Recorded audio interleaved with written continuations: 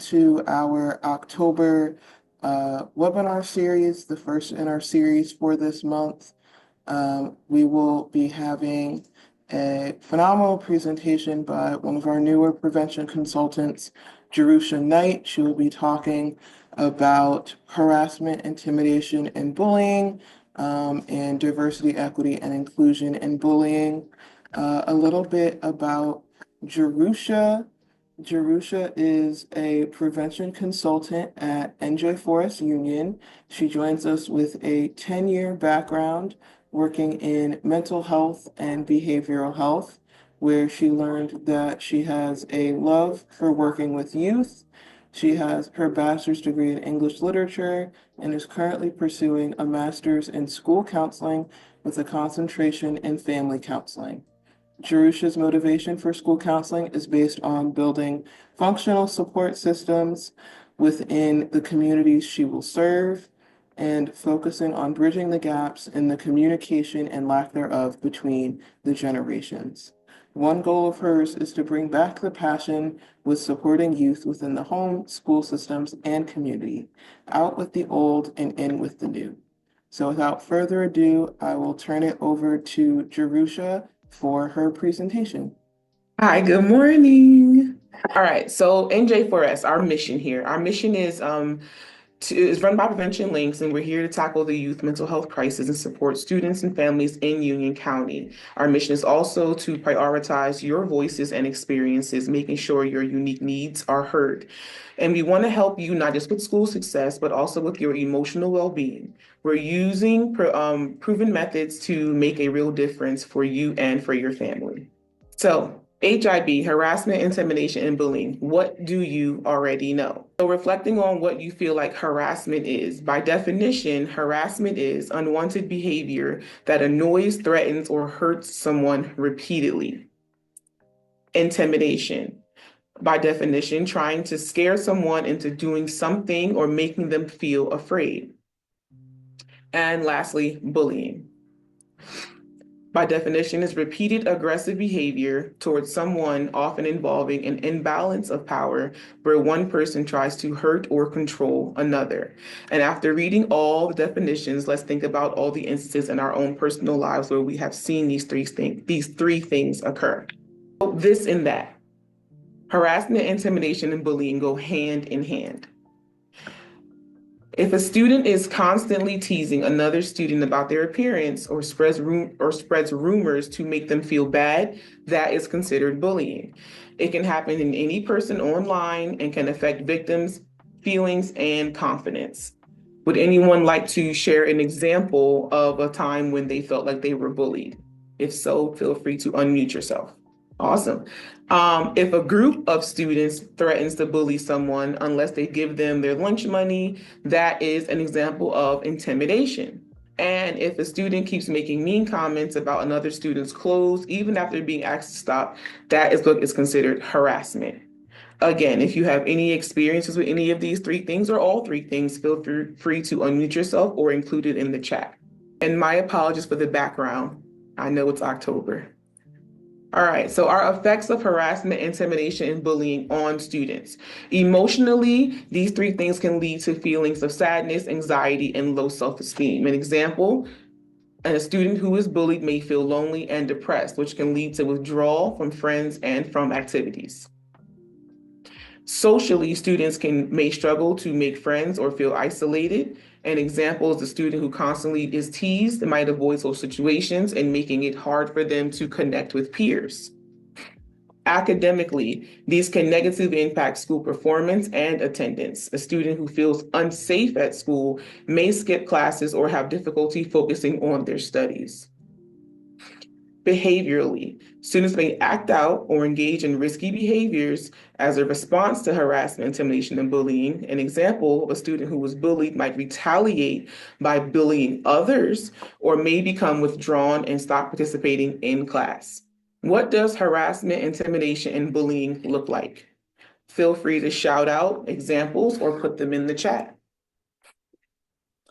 So we have hitting, pushing, name-calling, ignoring, excluding, stealing, teasing, threatening, spreading lies, mean messages, and or sharing pictures. These are only a few, but the list goes on, and on. So what do we do? If you are someone who notices that these things are happening, first thing you should do is speak up. Tell the bully to stop if you feel safe doing so. Never put yourself into unsafe situations. Report it. Inform a teacher, a counselor, a trusted adult. This includes your parents or any adult that's standing around if the situation is really that crucial. And support the victim. Befriend the person being bullied. Let them know that they are not alone. So our goal here is to not just stand around laughing and or recording on our cell phones to post later, but it's to do something to stop what is happening right in front of your face. And when we support someone that is bullied, that support doesn't have to look like just holding their hands and walking through schools. That support can look like, waiting at the bus stop together, eating lunch or studying, or asking them if they're okay. But what if the bully is me? Sometimes we often forget that we do these things that are considered harassment, intimidation, and bullying until someone brings it to our attention. And that's a picture of me or you. So if you recognize that the bully is you, first thing you should do is apologize. If you've hurt someone, say you're sorry and actually mean it. Change your behavior, seek help or guidance to change your actions and treat others with respect. And then reflect. Think about your actions and how they affect others. Sometimes it takes self-reflection to recognize and acknowledge that, we are the problem and someone else may have to tell us this. So it's important that when we do, we hold ourselves accountable. So your promise. Take a moment to think about all that we've learned here or reviewed and create your own mission statement for a promise to prevent bullying. Please put that in the chat. I'll wait a couple of seconds to see if anybody's going to put it in the chat. And if you're feeling confident enough, feel free to say it out loud. We promise to not be a bystander and speak up when we see something. And we commit to using our words to build up and not tear people down. Those are both amazing ways and promises to make. I appreciate you both. Thank you. All right, stay tuned because we have more, part 2. But wait, there's more. So now we're going to move into diversity, equity, inclusion, and belonging. Our goal here is to determine how these two topics go together. So first we have diversity. Diversity is the practice or quality of including or involving people from a range of different social backgrounds, which includes ethnic backgrounds and different genders, sexual orientations, etc. Equality. Equality means each individual or group of people is given the same resources and opportunities, regardless of their their circumstances, and social stances. Inclusion is when we include the members of an environment when we feel that they are valued, respected, and included regardless of their background and or identity.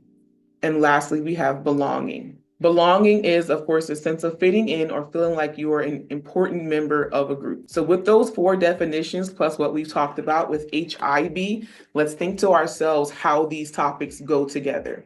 So now we're going to quote some New Jersey statutes. The New Jersey Department of Education is dedicated to making schools safe and inclusive for all students, regardless of race, gender identity, abilities, or religious beliefs. The New Jersey Student Learning Standards aim to help create curricula that recognize the contributions and experiences of diverse individuals and perspectives. So the New Jersey statute defines harassment, intimidation, and bullying as any gesture, act, or electronic communication that is perceived as motivated by certain characteristics like race, religion, gender, or disability. This can occur on school property, at school events, on buses, or off school grounds. And this must disrupt the school's operations or the rights of other students. Now, this is law. Here is a QR code for reporting documentation. Feel free to utilize it if you would like easy access here to the nj.gov site. And included on documentation, the first thing that you're going to see is that parents are also able to report bullying if they see it, bullying, harassment, intimidation.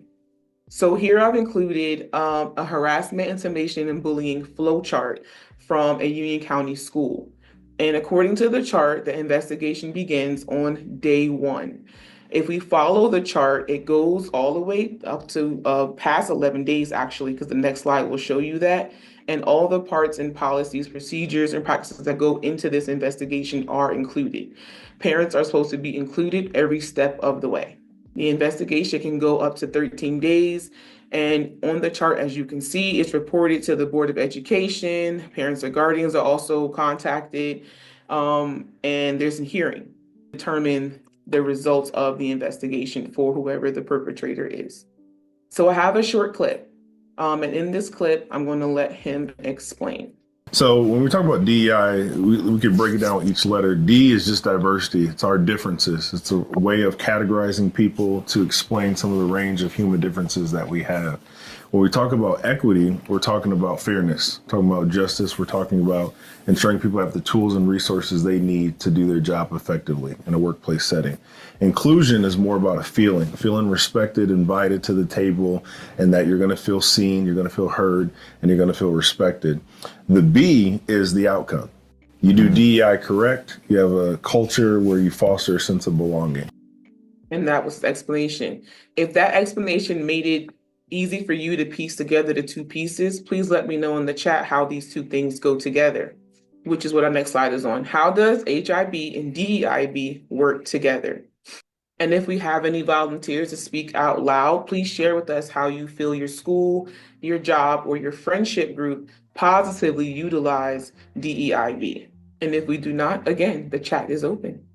So we have someone combines inclusive mindset with a respectful environment. Thank you. Dichotomous, thank you. Appreciating others' differences rather than using those differences to torment. Absolutely. You guys are awesome.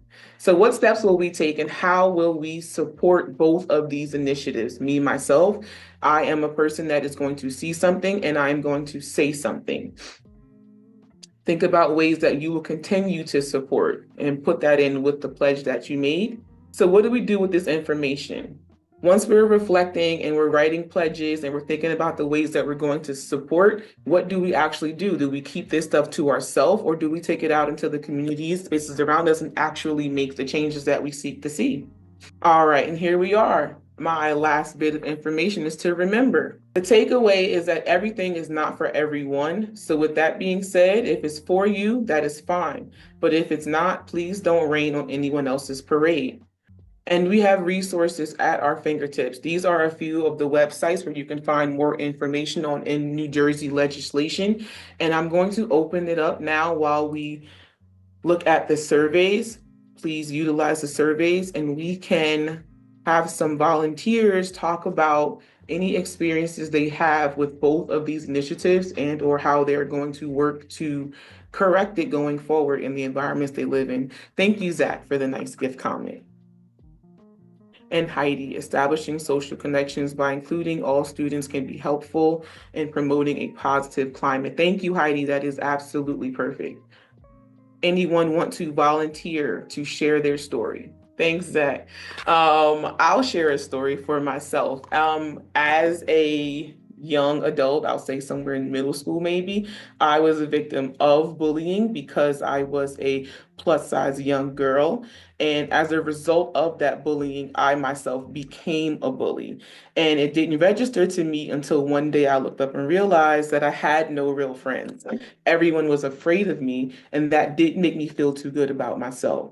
So I worked to change that aspect of myself to become a nicer person. And that took a lot of self-work, but at a young age, we don't really recognize that we need that self-work. So it took a while for me to understand that becoming the bully didn't make it any better for myself. So that's my story. And the survey is up, and I thank you all for your time and your patience. It is much appreciated. In the chat, there is also the form you guys can use for the survey. Thank you all and have a wonderful rest of your day.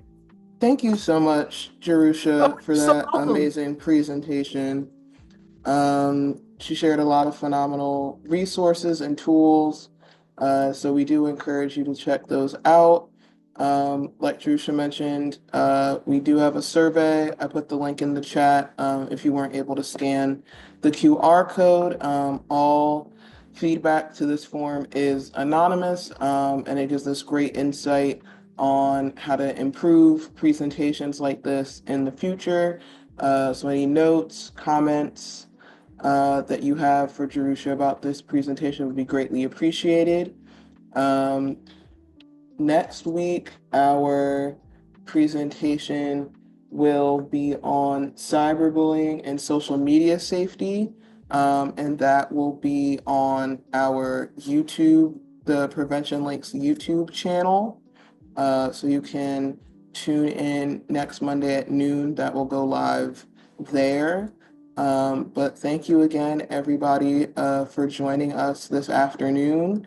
And we hope you have a great rest of your day.